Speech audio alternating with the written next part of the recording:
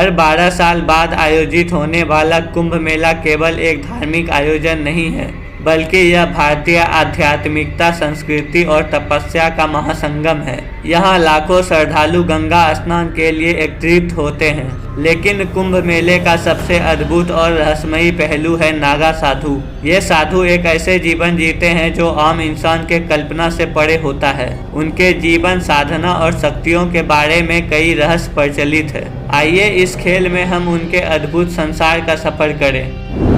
2025 का कुंभ मेला हरिद्वार में गंगा के पावन तट पर आयोजित हुआ। जैसे ही आप कुंभ नगरी में प्रवेश करते हैं, आपको एक दिव्य अनुभव होता है। दूर दूर तक साधुओं के शिविर लगे हुए हैं।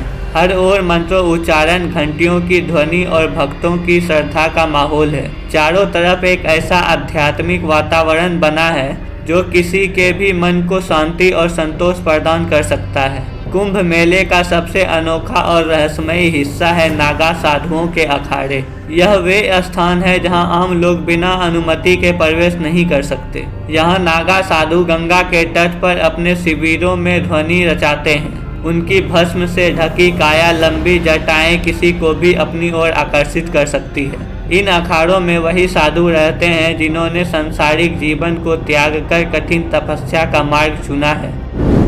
नागा साधु बनने के लिए एक साधारण व्यक्ति को 12 वर्षों की कठिन साधना करनी पड़ती है। यह प्रक्रिया इतनी कठिन है कि इसे केवल दृढ़ निश्चय वाला ही पूरा कर सकता है। साधु बनने की पहली शर्त होती है गुरु से दीक्षा लेना।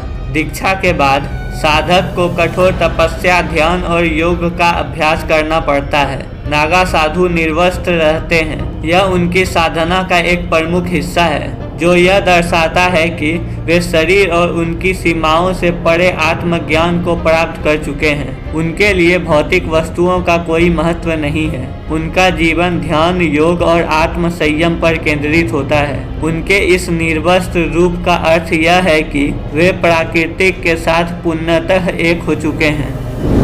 12 वर्षों तक नागा साधु बनने के मार्ग में साधक को कई परीक्षाओं से गुजरना पड़ता है। इस दौरान वे गुरुओं के मार्गदर्शन में योग, ध्यान और प्राणायाम सीखते हैं। उन्हें कठोर ब्रह्मचर्य का पालन करना होता है और सांसारिक सुखों से पूरी तरह से दूर रहना होता है। इस कठिन साधना के दौरान साधक समाज से पूरी तरह से अलग हो जाते हैं। वे हिमालय की गुफाओं या घने जंगलों में तपस्या करते हैं। यह गायब होने का समय उनकी साधना का सबसे महत्वपूर्ण हिस्सा होता है। इसी अवधि में वे अपने मन, शरीर और आत्मा को पूर्णतः तपस्या और साधना में समर्पित कर देते हैं। इस दौरान साधक कई बार बर्फीले गुफाओं में ध्यान करते हैं, तो कुछ गंगा के ठंडे जल में स्नान करते हैं। उनका मुख्य उद्देश्य आत्मज्ञान प्राप्त करना और शरीर व मन को नियंत्रण में रखना होता है। जब यह कठोर तपस्या पूरी हो जाती है, तब साधक को नागा साधु की उपाधि दी जाती है। इस उपाधि के साथ उन्हें कुंभ मेले में अखाड़े का हिस्सा बनने का अधिकार मिलता है।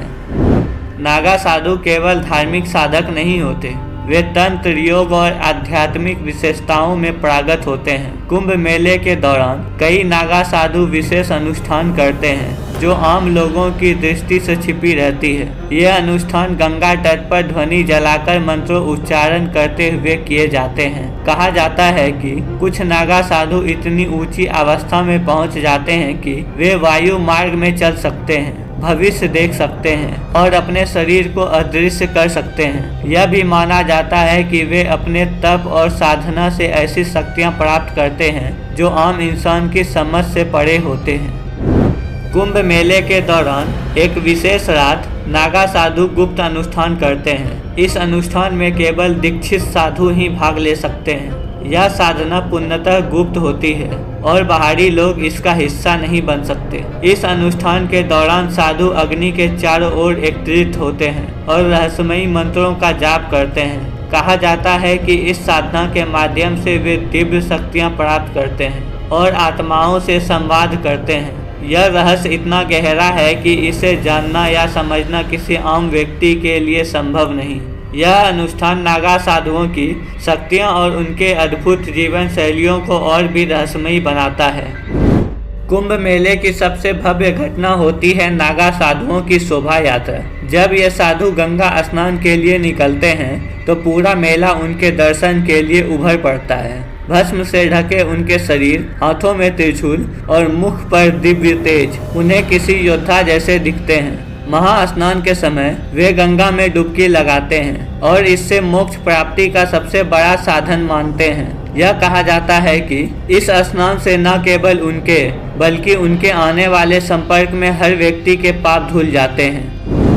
नागा साधु ध्यान और योग से ऐसी ऊंचाई तक पहुंच जाते हैं जहां वे अपने शरीर और मन को पूरी तरह से नियंत्रित कर सकते हैं। कुछ साधु घंटों तक एक ही स्थिति में ध्यान मग्न रह सकते हैं। कई भक्तों ने दावा किया है कि उन्होंने नागा साधुओं को हवा में चलते, जलती हुई आग को छूते और बिना किसी स्पष्ट के वस्तुओं को हिलाते हुए देखा है। यह घटनाएं भले ही रहस्यपूर्ण लगे, लेकिन इनका आध्यात्मिक महत्व साधुओं की सिद्धियों को दर्शाता है। कहा जाता है कि सभी नागा साधु कुंभ मेले में नहीं आते। कुछ ऐसे साधु भी हैं जो हिमालय की दुर्गम गुफाओं में रहते हैं। ये साधु अद्भुत शक्तियों और ज्ञान के स्वामी होते हैं। यह माना जाता है कि ये साधु सैकड़ों वर्षों तक जीवित रह सकते हैं और योग बल से अपनी उम्र को नियंत्रित कर सकते हैं। कुंभ मेला केवल एक धार्मिक आयोजन नहीं है, यह एक ऐसा अवसर है जहां आप अद्भुत तपस्या का अनुभव कर सकते हैं। नागा साधुओं का जीवन तपस्या और आत्मज्ञान का प्रतीक है। उनकी साधनाएं और सिद्धियां आज भी आम इंसान के लिए रहस्य बनी हुई है। यदि आप कुंभ 2025 में इन साधुओं को देखेंगे तो आपको भारतीय रहस्य की गहराई का अनुभव होगा। यह मेला एक ऐसा अवसर है जो आपको जीवन के गहरे रहस्य को समझाने और ज्ञान प्राप्त करने का मौका देता है।